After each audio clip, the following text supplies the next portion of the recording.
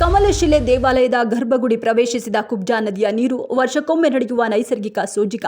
ನಸುಕಿನಲ್ಲಿ ನದಿ ನೀರು ಗರ್ಭಗುಡಿ ಒಳಗೆ. ಉಡುಪಿ ಜಿಲ್ಲೆಯಲ್ಲಿರುವ ಐತಿಹಾಸಿಕ ಕಮಲಶಿಲೆ ಬ್ರಾಹ್ಮಿ ದುರ್ಗಾಪರಮೇಶ್ವರಿ ದೇವಾಲಯ.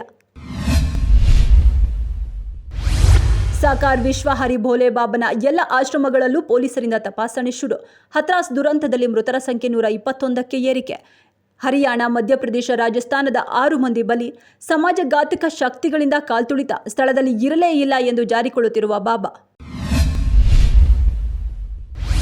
ನಟ ದರ್ಶನ್ ಅಂಡ್ ಗ್ಯಾಂಗ್ ಬಂಧನ ಅಂತ್ಯ. ಈವರೆಗೂ ಜಾಮೀನಿಗೆ ಅರ್ಜಿ ಸಲ್ಲಿಸದ ದರ್ಶನ್ ಪರ ವಕೀಲರು. ಚಾರ್ಜ್ ಶೀಟ್ ಸಲ್ಲಿಕೆಗೆ ಕಾದು ಮುಂದಿನ ನಡೆ. ನಾನು ದರ್ಶನ್ರ ಏಕೈಕ ಪತ್ನಿ, ಪವಿತ್ರ ಗೌಡ ಸ್ನೇಹಿತೆ ಅಷ್ಟೇ. ದಾಖಲೆಗಳಲ್ಲಿ ಸರಿಯಾದ ಮಾಹಿತಿ ಉಲ್ಲೇಖಿಸಿ ಪೊಲೀಸ್ ಕಮಿಷನರ್ ದಯಾನಂದ್ಗೆ ವಿಜಯಲಕ್ಷ್ಮಿ ಪತ್ರ.